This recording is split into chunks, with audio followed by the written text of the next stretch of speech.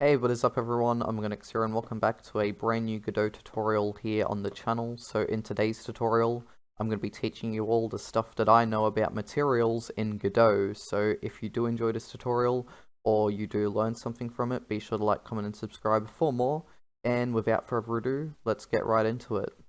So as you can see here, I'm in a basic 3D scene, just called Materials Tutorial, since, I made this scene specifically for this tutorial. And I've got a mesh instance 3D with a sphere mesh, and this sphere is what we're going to be testing out our material on today. So what we're going to be doing first off is we are going to be making a new material to apply to this sphere.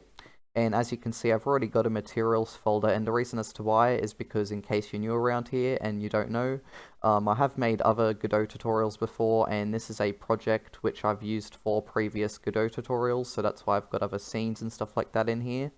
So if you don't have a materials folder already, or you don't know how to make one, what you do is you just like right click, go create new folder, and then you can type in a folder name, do whatever you want, and then yeah, press OK, and then create the new folder.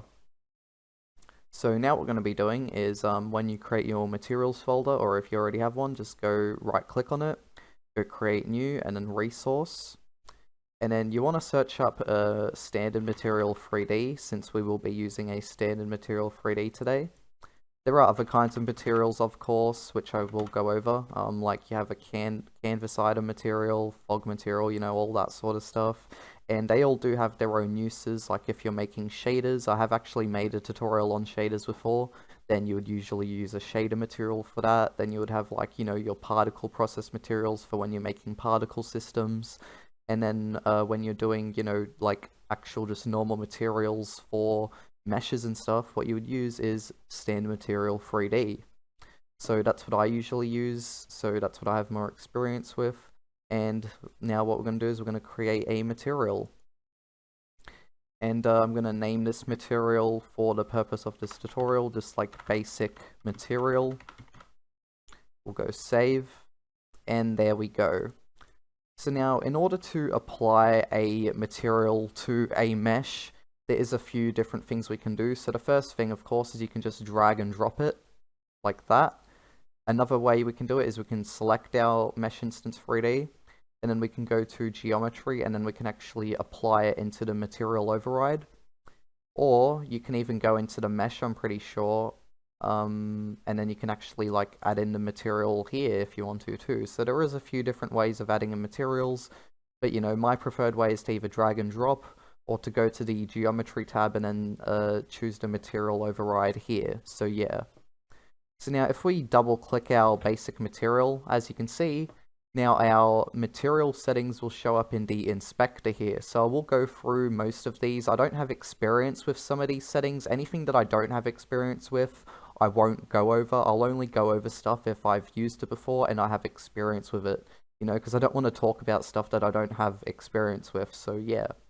So first up we have the transparency. So let's say for example you have like a you have like a texture which has some transparency with it, right?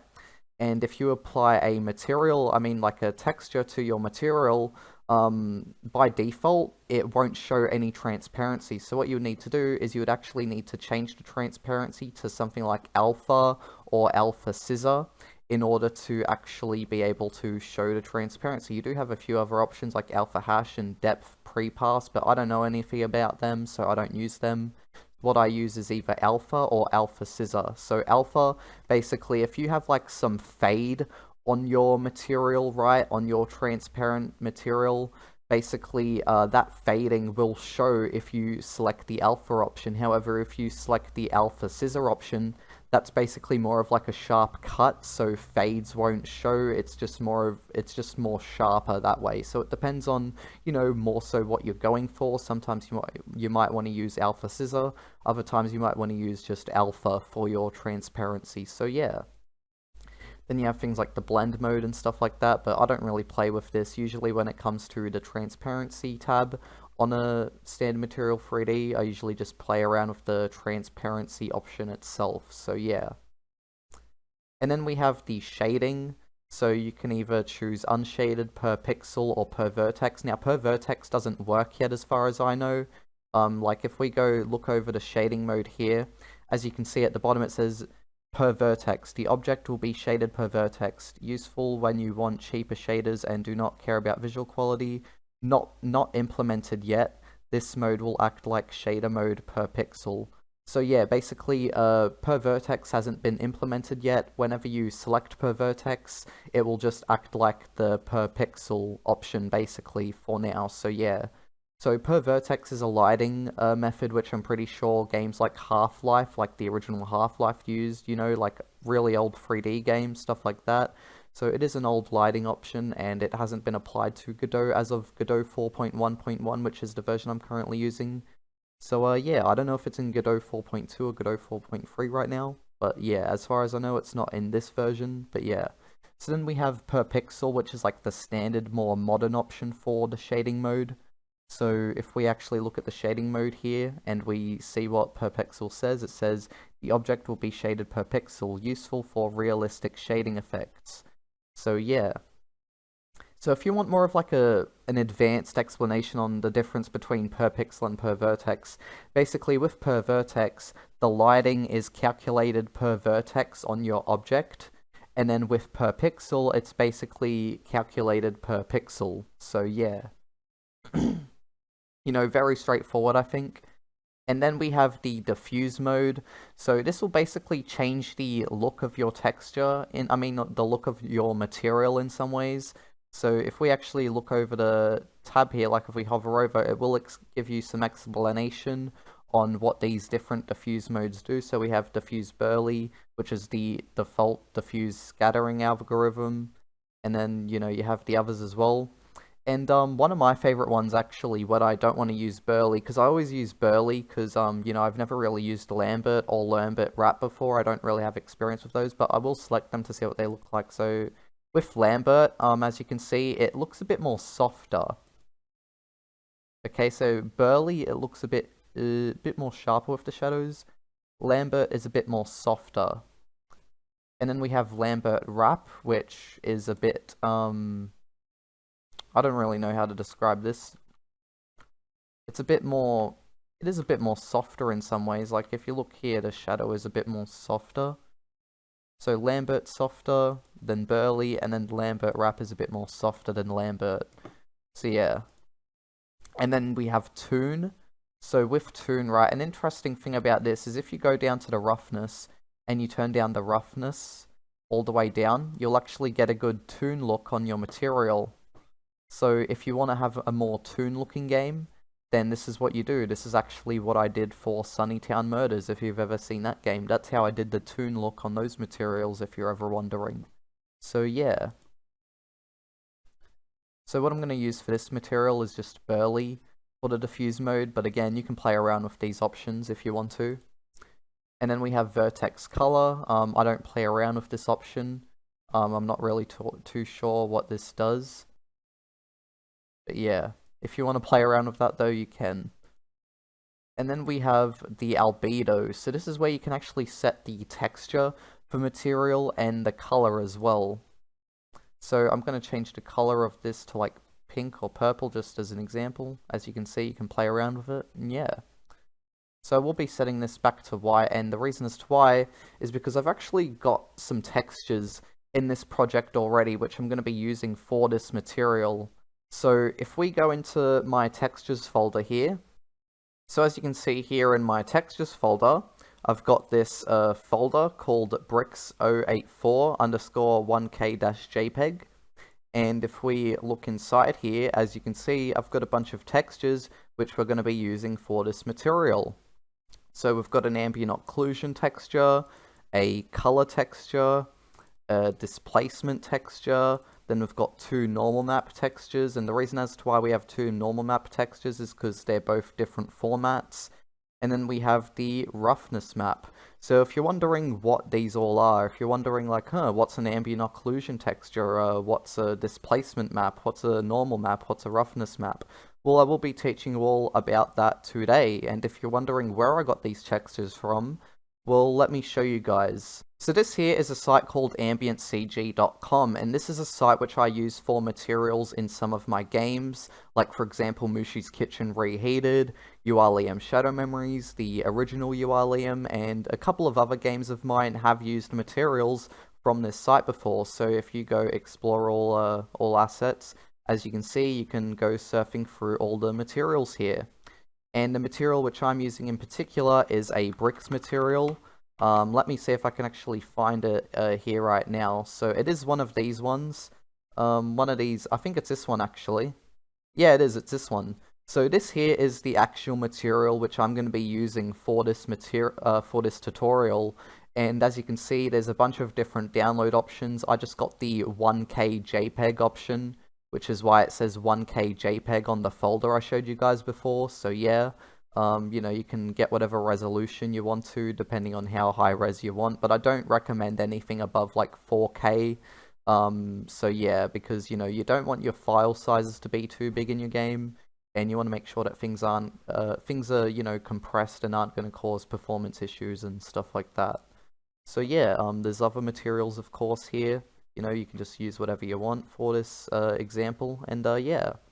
And if you are someone who does make your own textures and you want to make your own normal maps and stuff like that, so as you can see here, this site is called Normal Map Online. I will include a link in the description, of course. I'll also include a link to ambientcg.com as well.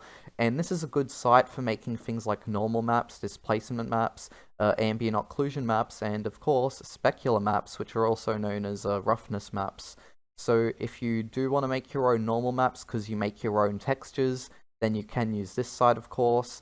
This is a site which I use whenever I'm making my own textures, which I want to add normal maps to. So yeah, if you ever want to do that yourself, you totally can. So all you do is you just select an image, and then it generates a normal map out of it, and then you can even preview it here as well. And then there's a bunch of different settings you can set, like you can change the, you know, the height of it, you can invert certain things, you can, you know, just change a bunch of different stuff here to make it suit your needs. So yeah. And then of course, like I said, you have displacement maps, ambient occlusion, and specular maps. And if you don't know what any of these are, again, I will be showing you all in this tutorial what they are today, so yeah. So yeah, they're two good sites which you should take a look at, ambientcg.com if you want to download some realistic looking materials to use for your games, or if you are making your own textures, and you want to make your own normal maps and stuff like that, Normal Map Online is definitely a good site for that, so yeah. Alrighty, so now that I've shown you guys all that stuff, what we're going to do is we're going to get back to making this material here, our basic material. So as you can see here, we have our albedo tab, which is where we last left off, and if we go down to our texture here, and we go down to quick load, this will basically bring up the textures we have in our project. So what I want to select is I want to select the color, which is the, like basically the actual like general look of our bricks. So what I'm going to do is I'm going to select this, and boom, as you can see, my bricks color has been applied. So this is basically just a general look of how the bricks are going to look. And yeah. And again, if you want to change the color, of course, you can. Even when a texture is applied, you can, of course, change the color of it. So if you want to have your bricks be green or something, you can do that if you want to. But yeah, I'm just going to be keeping everything standard and white for now. So yeah, there we go. And now we have the metallic. So since I'm not making a metallic material today, obviously there's not going to be any metallic stuff involved, but if you are making a metallic material, then usually, let's say for example you download a set of textures from ambientcg.com, which is for like a metal material. Usually it will come with what's called like a metalness map, or just metalness as it's called, and usually what you do is you would apply that texture in, and then it basically makes everything look more metal where it's supposed to. So yeah, if we were to just set like the metallic value on this, basically it just makes it look more darker. That's because we haven't set the roughness yet. So if I set this to like 0.5 and then we change the metallic value, as you can see, it looks a lot more metallic now. So basically, yeah, that's what the metallic value does, is it basically just makes things look more metal looking. So yeah. And then you can change the specular value of it as well. It doesn't really have much effect. I'm pretty sure, you know, you'd probably need a texture involved there in order for it to have more of an effect there, but yeah. So yeah, if you want to have a metal material, then yeah, this is definitely going to be good for you. But these bricks that I'm doing aren't metal, so I don't really need to make use of this for my material right now. And then we have the roughness. So basically what this is this basically determines how rough the material looks. So if we turn this down, as you can see, the material looks a lot more smoother, and it just looks more like, plasticky, if you know what I mean. Like, it looks like, you know, like a plastic ball or something. But then if we make it more rougher, it looks more, you know, harder, because there's nothing reflecting off of it. The smoother it is, the more you have reflecting off of it. You can actually see like the light reflecting there. So yeah. Now, we do have a roughness map for these bricks, so if we go to the empty section here and we go quick load, and we search up roughness, as you can see we have the roughness, and boom. So right now it won't really have any difference, and the reason as to why is because we haven't set a normal map yet. And usually there's a lot more of a difference with a material when you do set the normal map, since the normal maps are usually where a lot of the detail is on a material that you're trying to have look more realistic. So yeah. So basically this here is the brick's roughness, and yeah, like I said before, there's not really much of a difference here. So if we get rid of this, as you can see, oh, there is a bit of a difference, as you can see, like a tiny bit of a difference. But yeah, when we apply the normal map, that's when more of a difference will be applied. So basically what the roughness map does is it basically, you know, it just lets the material know, like, hey, this is how rough I want it to be in certain areas of this texture, of this material, I mean. So, you know, the more grayed out bits, and then, you know, the more lighter bits, that's determining how rough it is. So yeah, that's what a roughness map does, in case you didn't know. Basically, the more grey bits and the more lighter bits, you know, they're basically determining how rough the texture is going to be for the material, so yeah. And then we have the emission. This is something we don't really need to use. If you turn this on, basically it just, you know, emits light, basically, so yeah. We don't need to use this for this material at all. And then we have our normal maps. Now, normal maps are really, really good. They make materials pop out a lot more, so if we enable this, and then we go texture, and then we search up normal, here we go. So we have two different kinds of normal maps here. We have DX normal maps and GL normal maps. Now, it depends on what game engine you use, but certain engines will use DX normal maps, some will use GL normal maps. If you use the wrong normal map format, then basically what will happen is the normal maps won't appear correctly. So if we actually go into our textures here, for example, right? Here we have our DX normal map, and then we have our GL normal map. So can you see the difference between these two? Basically, the DX normal map is inverted, so its Y value is inverted. Meanwhile, on the GL normal maps, they actually pop out more, and this is just because of how the engines work. So the engines on engines that use GL normal maps will be just reading them as normal, but then with the DX normal maps, they're inverted. So yeah. So now let's go back to our basic material here. So with Godot, Godot actually makes use of GL normal maps, so I'm going to want to use GL normal maps for this material here. And also, if you are someone who uses Unity as well, you'll want to use GL normal maps instead of using DX normal maps, since they actually work better with Unity than DX do, so yeah. And the reason as to why is just because they pop out more. They're inverted with Unity and Godot because, you know, it's not the correct normal map format that you're supposed to be using. So, yeah, GL normal maps are the way to go for Godot and Unity. So if we go into the empty section here and we go normal, what I'm going to do is I'm going to select normal GL, and boom, as you can see, the material pops out a lot more now. And also, I will show what the normal DX one looks like as well. and I will explain why the normal GL one is the correct one. So here we have normal DX, and as you can see, the way the lighting hits is just not correct, and also it's just inverted as well, as you can see. So the light is meant to be coming from above, right? But the shadows are hitting from above, but that shouldn't be the case. The shadows should be hitting at the bottom, not from the top here. So yeah, that's why the normal DX ones aren't correct and the normal GL ones are. And there we go. As you can see, the lighting just looks a lot more better and a lot more correct. And also, if you want to see the change with the roughness map, what I'll do is I'll get rid of that. Oop. And then apply that again, and then you'll actually be able to see the roughness be applied a lot more better now. And so as you can see, there's like the difference with a roughness map being applied and not applied. So yeah. So then we have rim. This is something which I've never used before personally myself. But what it explains here is if true rim effect is enabled, rim lighting increases the brightness at glancing angles on an object.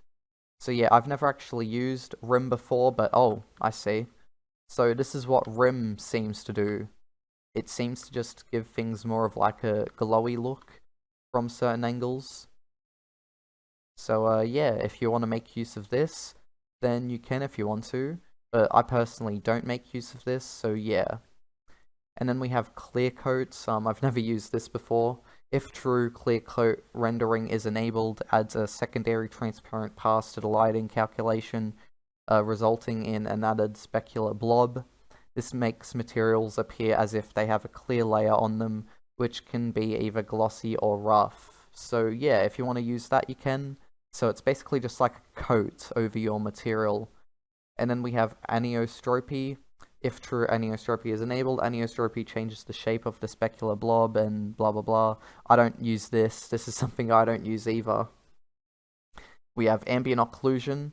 So what ambient occlusion does is it says if true ambient occlusion is enabled, ambient occlusion darkens areas based on the ambient occlusion texture. So if we enable this, I do use this sometimes. So if we go texture empty, and then we go select the ambient occlusion, when I applied the ambient occlusion texture just then, there wasn't really much of a change that I noticed. Oh, there is actually a bit of a change. It's just not really that definite. Because when you're applying these maps and stuff, right, these map textures, they're not always going to have like these massive changes, you know what I mean? Sometimes you won't even notice a change at all. Sometimes it'll be like the smallest little changes, you know what I mean? So yeah. So sometimes if you don't even want to make use of certain textures like ambient occlusion or, you know, roughness or displacement maps, for example, right? Then you don't really need to. Like, for example, in Mushi's Kitchen Reheated, what I mainly make use of is normal maps and roughness maps and, you know, the metalness as well. But when it comes to, like, the displacement maps and the ambient occlusion maps, there's stuff that I don't really care about, since the impact that they actually have on the visuals is very minimal from my point of view, or at least from the way I make my projects. But yeah, if you ever want to use them, of course you can. That's why I'm showing you how to do them today, and I do know about ambient occlusion. That's why I'm showing you about it. So yeah. So basically, ambient occlusion, when you apply this, it does have somewhat of an effect, but it's not really that definite, you know what I mean? Actually, wait a second. Look at the bottom here. There is a lot more of an effect towards, like, the bottom of the material, as you can see here. So yeah, it does have like more of an effect towards the bottom, I would say. As you can see here, there is actually a lot more of an effect here, not really at the top, but more of the bottom. So yeah, if you want to make use of this, then yeah, be sure to. I think the ambient occlusion map is actually pretty good. In fact, I'm having second thoughts on it now, because, you know, for a while I haven't really been using it, because it's like, it doesn't really have that much of an impact. But, you know, it does have a bit of an impact on certain areas. So yeah. And then we have the height map. So if we enable this, basically what this does is this basically makes our material pop out more. So if we actually hover over this, it says if true, height mapping is enabled, also known as parallax mapping or depth mapping. Height mapping is a demanding feature on the GPU, so it should only be used when materials where it makes significant visual difference. So yeah. if we go texture empty and then we select our displacement map, here our displacement map is now applied. So basically it's meant to make things look more, I guess you could say, just stick out more, I guess. That's the whole purpose of a height map, is to make things stick out more. Now, when it comes to me personally, I don't really make use of height maps very often. You can easily distort them as well if you're playing around with the values and don't really know what you're doing. But yeah, we have deep parallax. But yeah, I don't really use height maps very much in Godot personally, since like if you actually pay attention here, right? If we look along this material, see how certain like aspects of the material warp? See how it like warps a bit? I don't like that, you know what I mean? Like it doesn't look good. In Unity, this effect doesn't really happen. It does if you get like really close to material, but in Godot, it's a lot more apparent. So personally myself, I don't really like to use height maps since I think they actually ruin the look of a material in Godot. But it might be updated in the future for it to be better and less distorted, because right now it's pretty distorted. But yeah, maybe in a future Godot version it won't be as distorted like this. I don't know if this is intentional, if this is meant to be like this, but yeah. I personally don't really use height maps that often because of that reason, so yeah.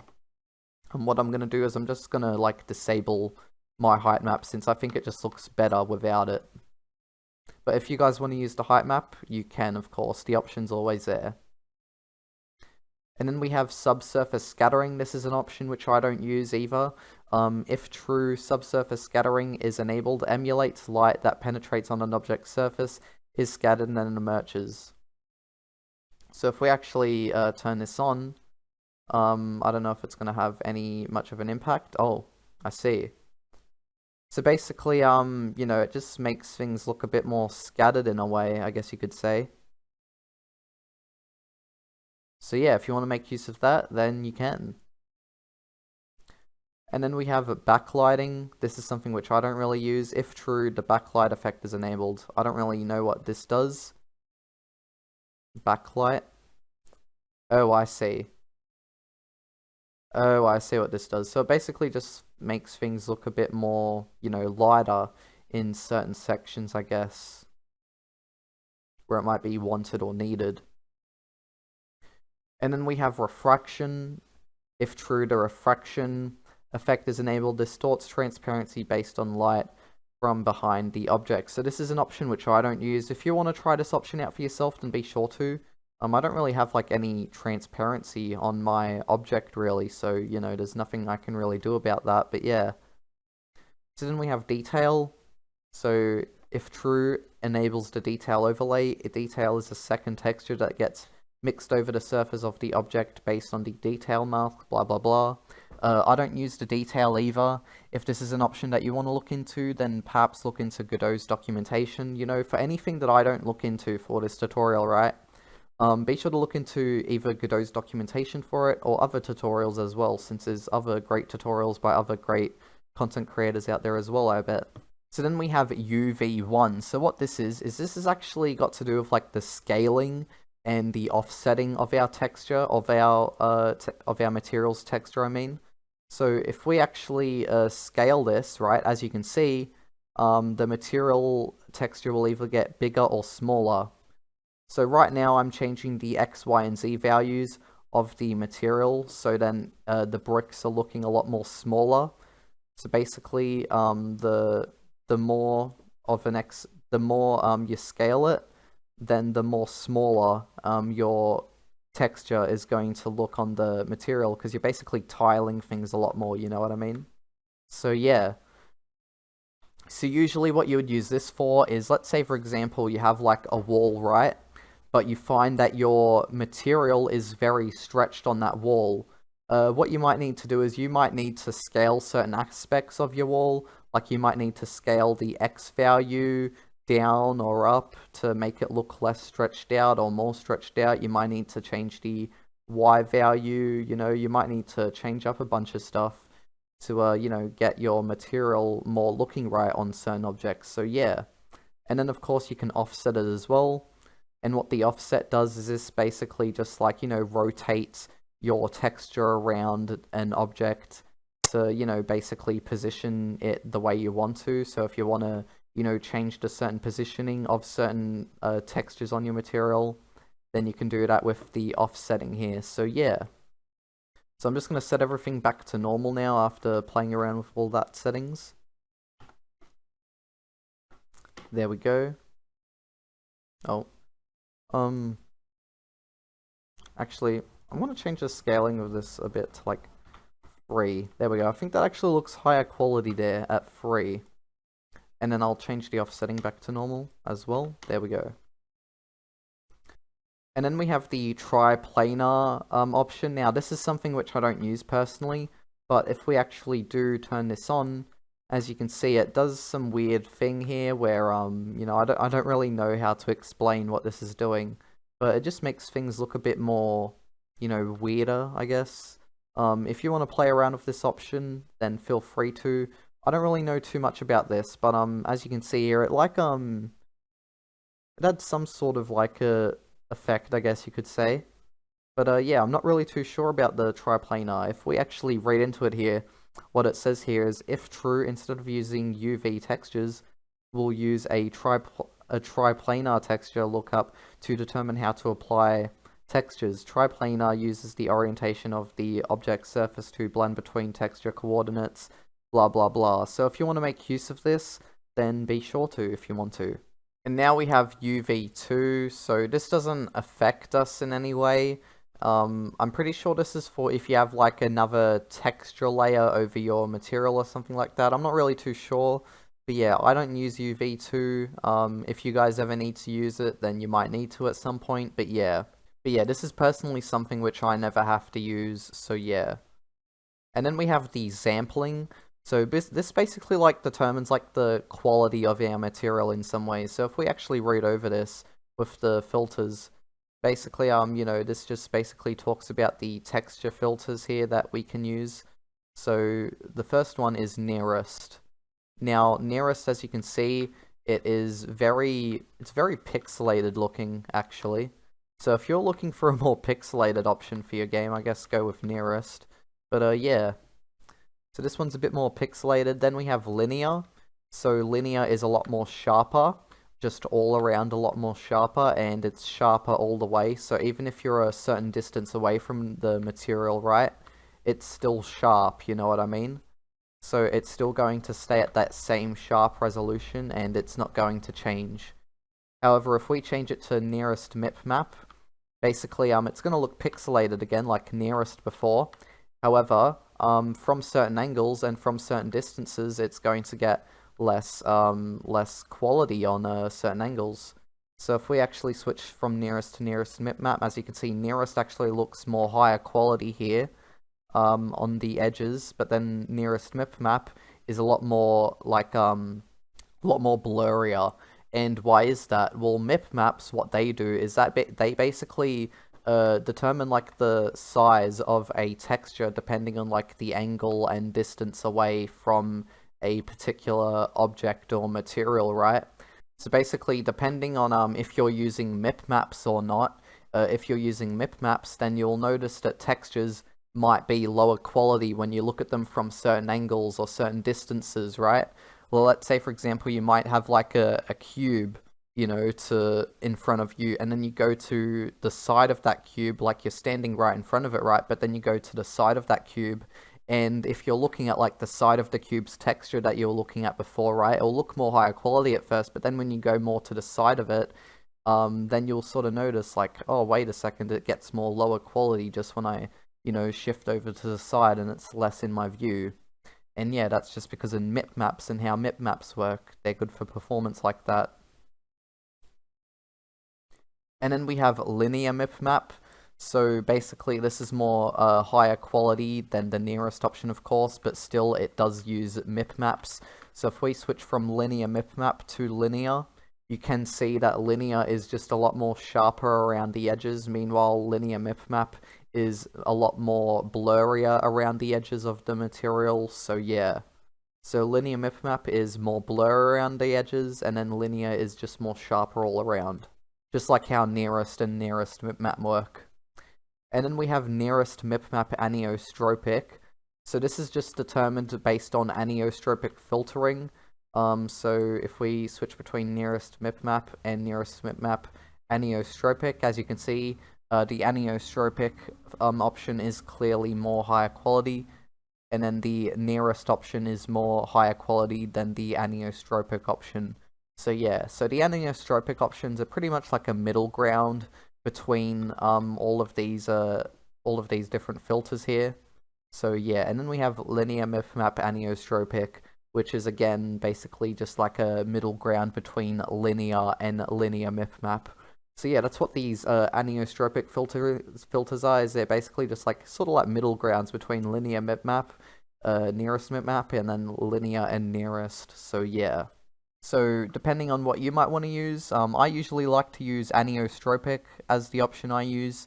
If you guys want to use any other option, that's totally fine and up to you, of course. But yeah. And then also there is the option to choose if you want your texture to repeat all around an object. So yeah. So then we have the Shadows tab. Now, I don't really make use of the Shadows tab when it comes to materials at all, but if we go to this option here for the Disable Receive Shadows, it says if true, the object receives no shadows that would otherwise be cast onto it. So let me actually do an example here. For example, let's duplicate the sphere, right? And we'll have it just on top of here. So as you can see, we've got like a shadow casted here, right? If we go to our basic material and we turn that off, as you can see, it no longer receives shadows. So if you want to do that for whatever reason, you can. And then we have shadow to opacity. If true, enables the shadow to opacity render mode, where lighting modifies the alpha, so shadow areas are opaque and non-shadow areas are transparent. So if we turn this on, yeah, that doesn't really do anything correct there, since I think this mainly is for, like, I don't know, textures with transparency options. But yeah, this is an option which I don't really play around with. I don't really play around with the shadows option here. But yeah, if you want to play around with the disable receive shadows option, I can totally understand that. So yeah. And then we have billboarding. This is something which I don't really need to do.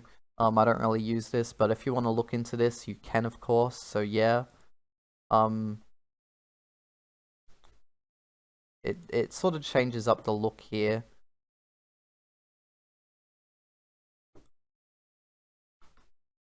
Oh. What is this doing? This is... Oh, I see what it's doing now. Ah, I see what billboarding does. Okay. So what billboarding seems to do is it just seems to make the material look at you. Like, it looks like this material is literally turning and looking at me right now. This could be really useful for a lot of things, like eyes, for example. Like, if you had, like, an eye in your game. Oh, man, that would actually be so interesting. Here, hold on a minute. I'm gonna actually make a new material right now. There's something that I want to test out right now that I've actually, like, figured that out. Because I've never actually played around with that before, you know what I mean? I'm gonna make a new material. And with the albedo, I'm gonna apply the icon, basic icon, the Godot icon.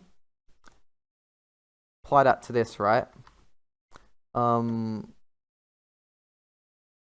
Scale it a bit. Billboard enabled.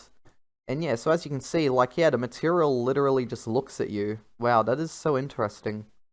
But yeah, no, I've never actually made use of that before. We have Y billboard as well, so just one that I guess rotates on its Y-axis. So yeah, this could be very useful if you're creating eyes, for example, that you want to always look at the player. You know, this could actually be very useful for that case. If you want eyes that always look at the player without any programming effort, then I guess billboarding is the way to go for that.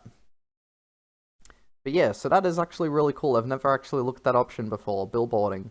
So if you want to use billboarding, go ahead. Alright, so then we have the grow option. This is an option which I personally don't use, but if we read here, it says, if true, enables the vertex grow setting. This can be used to create mesh-based outlines using a second material pass and its cull mode set to cull front. So yeah, I'm not too sure what this does exactly. Grow. But yeah, I've never actually used this option. Oh, damn, I see. So it like grows the material. I see. So the mesh itself doesn't grow, but the material does. Okay, alright. Well, that is interesting. Alright then. So that is the grow option, I guess. If you want to use that, then yeah, be sure to try it out, I guess. Yeah, very interesting option there, I must say. And then we have the transform. I don't use this personally, but if you want to make use of this, then you can. What you have here is fixed size. So basically what this does is no matter what distance you are from the object, it will just be rendered at like the same size.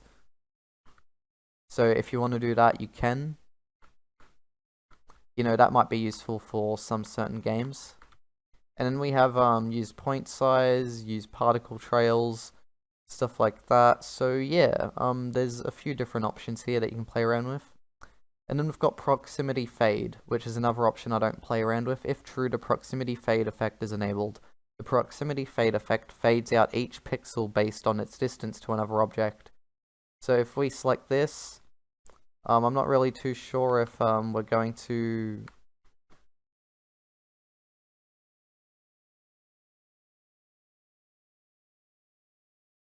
But yeah, I'm not really too sure how this works. But yeah, if you want to play around with this, you can, for sure, but yeah. So then we have the distance fade. So what the distance fade does is, if you select an option here, like pixel alpha, or, you know, you've got pixel differ as well. So let's say, for example, you get too close to an object in your game and you start going through it, right? What you might notice is that this is in like certain games, like I'm pretty sure like Ark Survival Evolved and certain other games do this. Like it's very common with a lot of Unreal Engine games, I've noticed. But when you go through certain objects, right, you'll notice that like it sort of like differs away. So that's what this is for. So if you have like an object in your game, like for example bushes or something like that, right? Or you know, even like, you know, bushes where you might have your player hiding in them or something like that, right? What you could do is you could have it so then if your player gets a certain distance away from the object, then yeah, it could just like, you know, sort of differ away a bit. So yeah, that's what you could use the distance fading for. I can definitely see how this is useful. So yeah. So that there, guys, is basically all the material basics that I know of in Godot. So I tried to show as much as possible, of course, and go into as much as possible. You know, I even talked about some of the stuff which I didn't really know all that much about because I've never used it before, but hey, some of it was actually kind of easy to explain, so yeah. But yeah, most of this stuff I have used. There is stuff that I haven't used, like down the bottom here, for example. But yeah. So overall, if you did enjoy this tutorial and you did learn something from it, be sure to like, comment, and subscribe for more. And yeah, as you can see, by the end of this tutorial, you should have a cool looking material now, which you can use for your games and stuff. So as you can see, my brick material is looking quite cool if I do say so myself. And yeah, I do quite like it. Also, something else which I want to show you guys too is, I just removed the roughness map just then. If we apply it back, look at the top of the material, and boom, look at how that roughness gets applied there. It looks really, really good. So yeah, that's why the roughness map is really good for realistic lighting. But yeah, so anyways guys, that is the end of this tutorial again, and I'll see you all next time. Bye bye.